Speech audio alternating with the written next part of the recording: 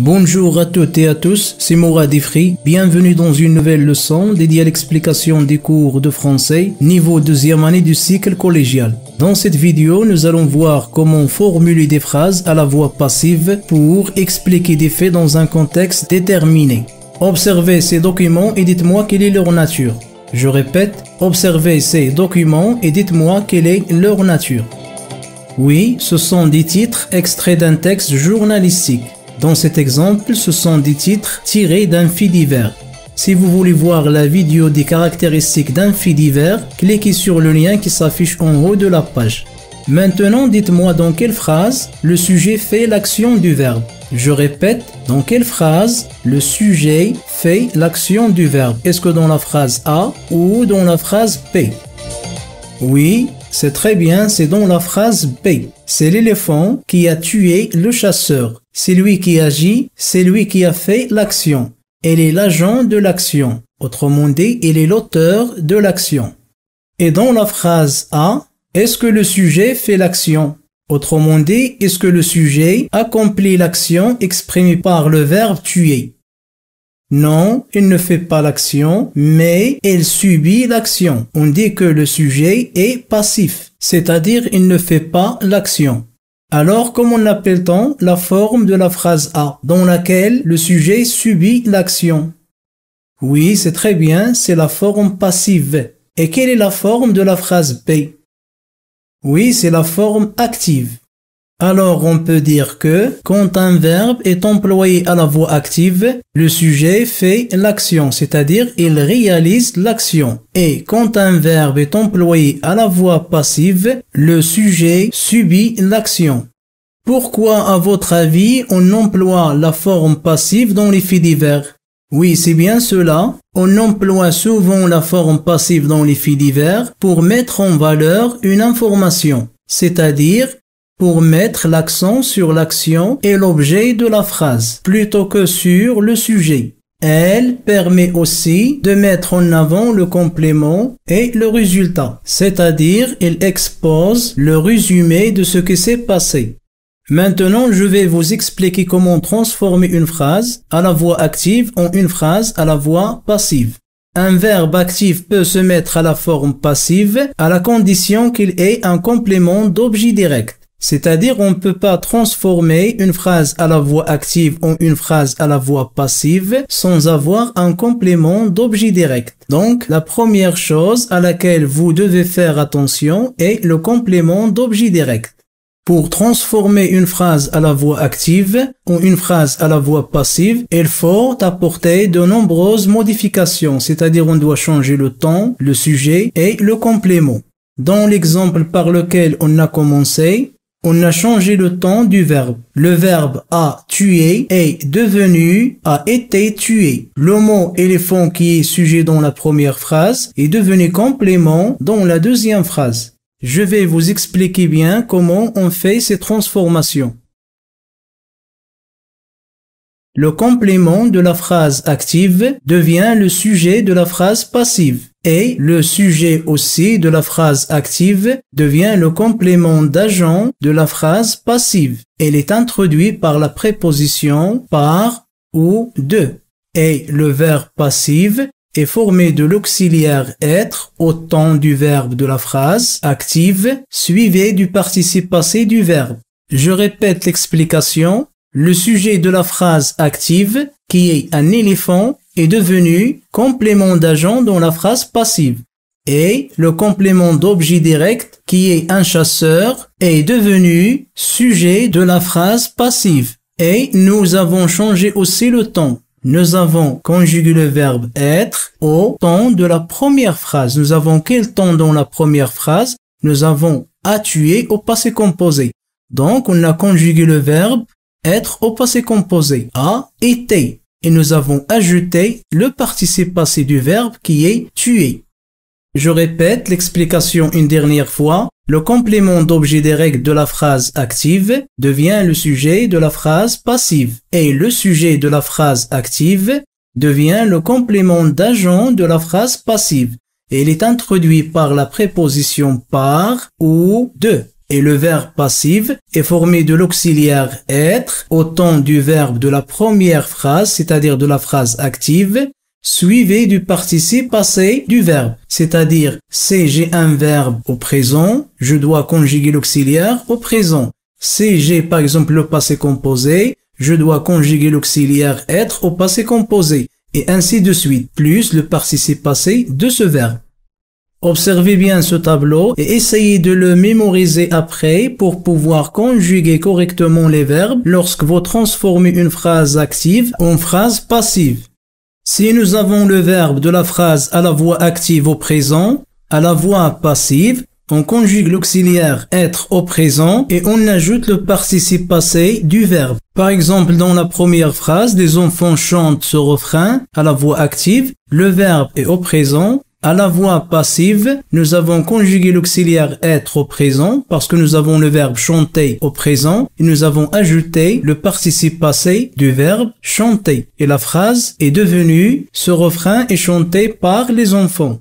Nous suivons la même règle si nous avons le temps du verbe à la voix active à l'imparfait. Par exemple, dans la phrase « Les enfants chantaient ce refrain », le verbe chanter est à l'imparfait, donc on conjugue l'auxiliaire être à l'imparfait dans la voix passive. La phrase devient « Ce refrain était chanté par les enfants ». Et ainsi de suite. Si nous avons le passé simple, l'auxiliaire être se conjugue au passé simple. Si nous avons le futur, nous avons l'auxiliaire être au futur sera. Passé composé, on chantait, l'auxiliaire être devient a été. Conditionnel chanterait, l'auxiliaire être devient serait. Et le subjonctif chante, l'auxiliaire être au subjonctif devient soit. Donc faites attention à la conjugaison des verbes avant de transformer une phrase de la voix active à la voix passive. J'aimerais attirer votre attention sur une chose très importante. Quand le sujet du verbe actif est le pronom personnel je, tu, il, etc., on utilise le présentatif c'est. Je vous donne un exemple. Nous avons cette phrase à la voix active. J'ai écrit cet article. À la voix passive, je ne peux pas dire cet article est écrit par moi. C'est faux. On utilise le présentatif. Donc, je dois dire c'est moi qui ai écrit cet article et non pas cet article est écrit par moi. Maintenant, nous allons faire un petit exercice. Vous allez transformer cette phrase de la voix active à la voix passive. Le policier a arrêté le voleur sans l'aide de son arme. Quel est le sujet de la phrase? Oui, le policier est le sujet de la phrase. Et le verbe? Oui, le verbe est à arrêter. Il est conjugué à quel temps? Oui, il est conjugué au passé composé. Et où est le complément d'objet direct? Oui, c'est le voleur. Donc, qu'est-ce qu'on va faire pour la transformer à la voix passive? Oui, nous avons dit que le complément d'objet direct devient le sujet de la phrase passive. Et qu'est-ce qu'on va faire pour le verbe? Oui, on va conjuguer le verbe être au temps du verbe de la voix active plus le participe passé. Donc, nous obtiendrons a été arrêté. A été, c'est l'auxiliaire être au passé composé, plus le participe passé arrêté. Et enfin, qu'est-ce qu'on va faire? Oui, le sujet de la phrase active devient le complément d'agent dans la phrase passive, introduit par la préposition par. On obtiendra par le policier. Donc la phrase à la voix passive, le voleur a été arrêté par le policier sans l'aide de son arme. Donc faites attention, il est impossible de créer une forme passive si la forme active n'inclut pas de complément d'objet direct. Je répète, on ne peut pas transformer une phrase de la voix active à la voix passive si nous n'avons pas un complément d'objet direct. De plus, certains verbes avec un complément d'objet direct ne permettent jamais la transformation à la voix passive. Nous avons les verbes avoir, posséder, coûter, etc. On ne peut pas transformer cette phrase de la voix active à la voix passive même si nous avions un complément d'objet direct. Pourquoi? Parce que nous avons le verbe avoir. On ne peut pas dire une belle couleur est eue par ses volets. J'aimerais attirer votre attention aussi sur l'emploi du pronom indéfini « on ». Qu'est-ce que vous allez faire si vous voulez transformer une phrase comme celle-ci qui a pour sujet le pronom indéfini on? Tout simplement, vous allez faire les transformations qu'on a étudiées ensemble, mais vous n'allez pas écrire le complément d'agent. Je répète, lorsque le sujet actif est le pronom indéfini on, le complément d'agent n'est pas exprimé. Vous allez dire « les malades ont été soignés » sans répéter le pronom indéfini on, et vice-versa. Lorsque la phrase à la voix passive ne contient pas de complément d'agent, la phrase à la voix active se construit avec le sujet on. Observez cet exemple. Un vaccin de Covid-19 a été découvert. Cette phrase est à la forme passive. Elle a un sujet qui est un vaccin de Covid-19. Elle a un verbe qui a été découvert, mais il n'a pas de complément d'agent. Qu'est-ce qu'on va faire pour la transformer à la voix active? On a dit que lorsque la phrase à la voix passive ne contient pas de complément d'agent, la phrase à la voix active se construit avec le sujet on. Donc on va commencer la phrase par le sujet on. On va dire « On a découvert un vaccin de Covid-19 ».